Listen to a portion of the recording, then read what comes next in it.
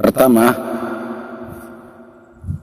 salimul akidah, akidah yang selamat, tidak meruqyah kecuali dengan ayat Al-Quran sahih, kedobitannya tidak ada yang salah, dan ma'thur, mu'tabar secara riwayatnya, secara bacaannya, dan secara tulisannya, tidak berhubungan dengan jin atau membantu dengan bantuan jin, dan tidak saling menolong dengannya, juga tidak meminta tolong kepada orang yang berlindung kepada jin atau sekutu-sekutu Allah, tidak meramal nasib dengan melihat telapak tangan, tidak menghadiri majelis dukun dan paranormal atau peramal, tukang sihir dan lain sebagainya, tidak meminta berkah dengan mengusap-ngusap kuburan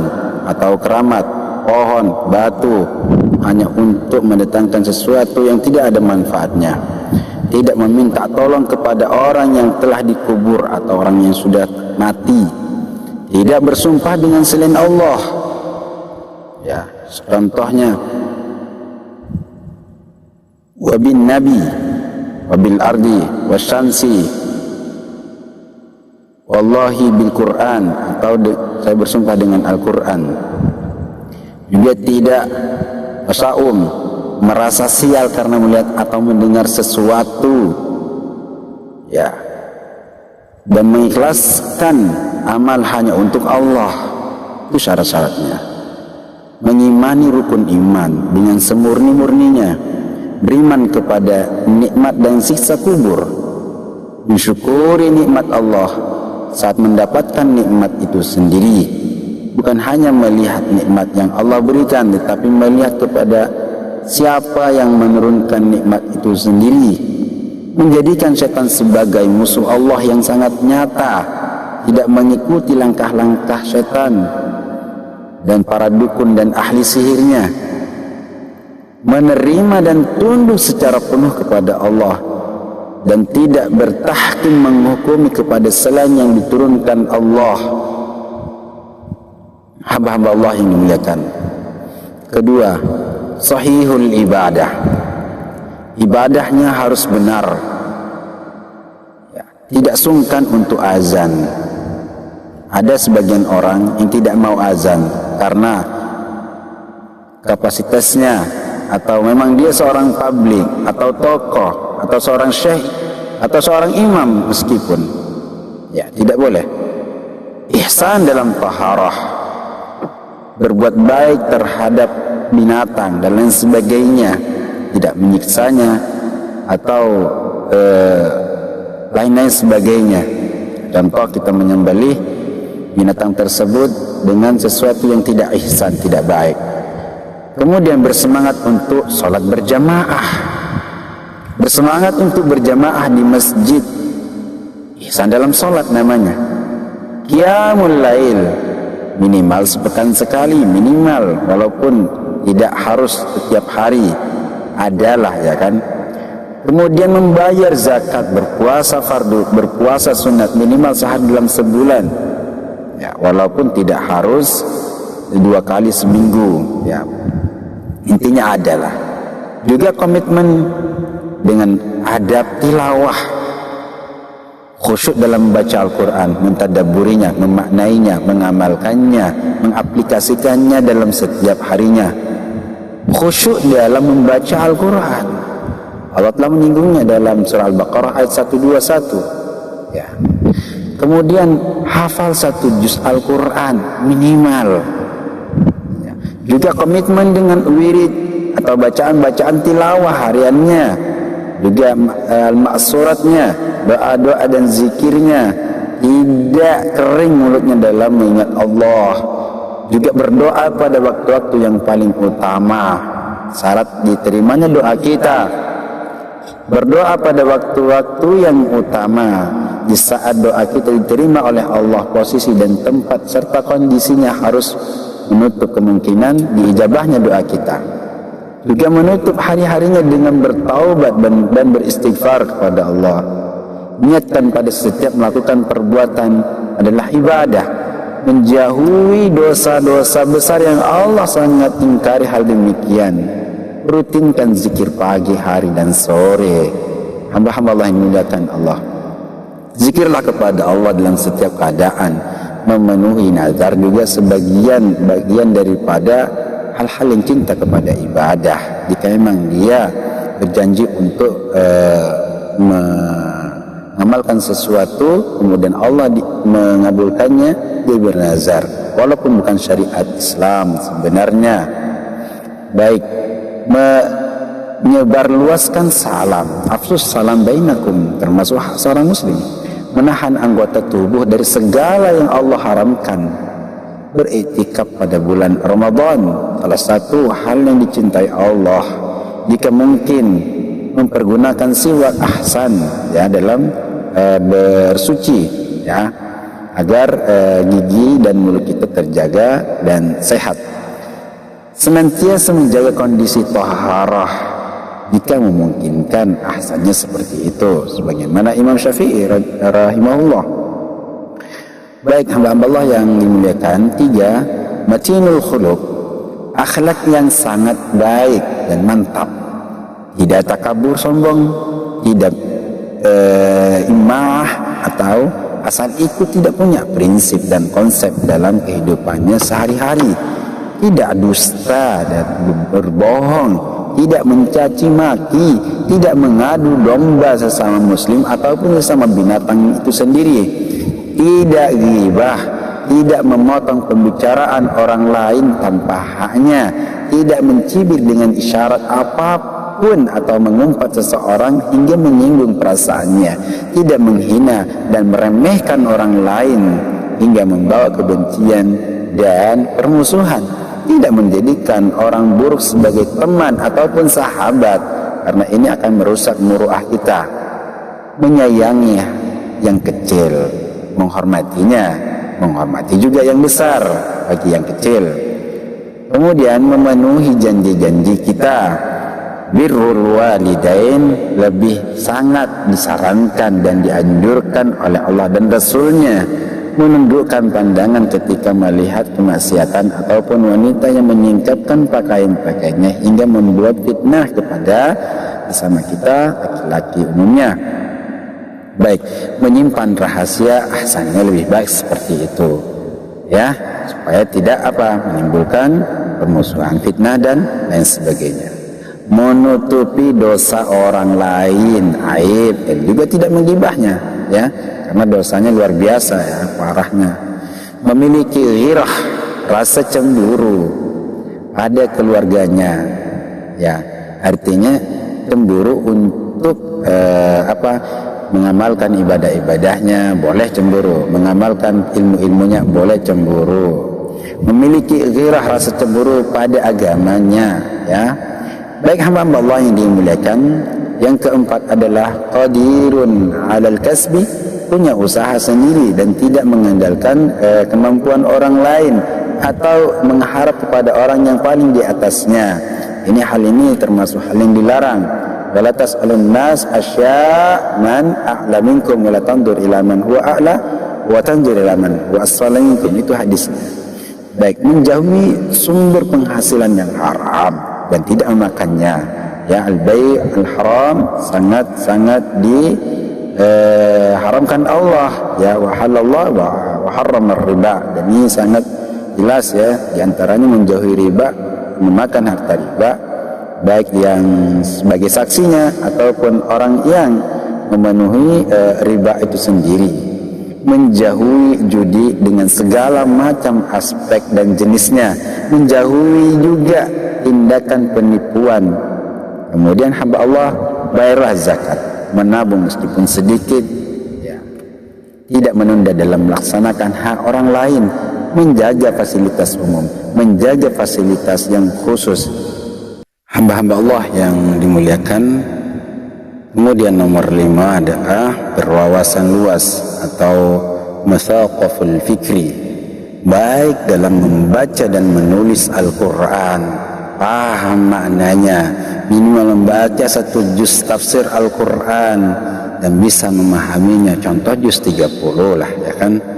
Memperhatikan hukum-hukum tilawahnya, menghafalkan separuh arba'in ya 1 sampai 20, atau memahami makna-makna hadis-hadis dan penjelasan hadis arba'in, menghafalkan 20 hadis pilihan dari hadis-hadis Riyadhus Shalihin atau Bukhari dan Muslim, minimal mempunyai banyak hafalan hadis dan bisa merealisasikannya menjadi pribadi akhlak karimah dalam kesehariannya, mengkaji marhalah makiyah dan menguasai karakteristiknya, mengenal 10 sahabat yang dijamin masuk surga, mengetahui hukum taharah, mengetahui hukum salat, mengetahui hukum saum atau berpuasa, membaca sesuatu yang di luar spesialisnya ya, 4 jam setiap pekan umpamanya, memperluas wawasan diri dengan sarana-sarana baru dan pemahaman dalam seni budayaan, seni lingkungan, seni memahami agama, menyadari adanya peperangan ya, Zionisme atau Zionisme terhadap Islam, mengetahui Ghazwul Fikri atau peperangan pemurtadan Al-Quran, pemurtadan pikiran, pemurtadan Islam, pemurtadan akidah, pemurtadan wawasan secara keislaman, syariat dan agama secara umumnya, mengetahui organisasi-organisasi terselubung atau organisasi-organisasi ampas ya, mengetahui bahaya pembatasan kelahiran, menjadi pendengar yang baik, pendengar nasihat yang mampu dicerna dengan baik, mengemukakan pendapatnya dengan baik dan mampu untuk menjadikan sebuah pendapat sebuah karakter yang baik ya, atau memiliki metode dan etika-etika dalam berbicara, berpartisipasi dalam bekerja, kerja jama'i, kerja syumuliah dan global secara umum di kalangan daerahnya masing-masing, tidak menerima suara-suara miring, artinya tentang kita sendiri. Hamba-hamba Allah yang dimuliakan, qawiyul jismi, tentunya fisiknya harus kuat, karena Allah sangat mencintai hal demikian ya. Innallaha ahabba qawiyul jasmi min dha'fi al-badan, bersih badannya ya, bukan orang-orang yang busuk badannya, tidak memperhatikan jasmaninya atau kehidupannya ya, bajunya tidak dicuci lah, atau giginya kuning, atau bau busuk mulutnya dan lain sebagainya. Masya Allah. Bersih pakaiannya tentunya supaya apa, dipandang oleh masyarakat sebagai prinsip atau untuk bisa dijaga atau diperhatikan oleh orang lain, atau punya kriteria yang baik lah ya kan. Bersih tempat tinggalnya, tidak kotor, tidak gemuruh juga di sana. Tentunya juga dengan komitmen dengan apa, olahraga ya, bangun sebelum fajar, memperhatikan tata cara baca yang sehat ya kan. Kemudian mencabut diri dari merokok bagi orang yang merokok, menghindari tempat-tempat kotor dan polusi, menghindari tempat-tempat bencana bila masih di luar area. Hamba-hamba Allah yang dimuliakan.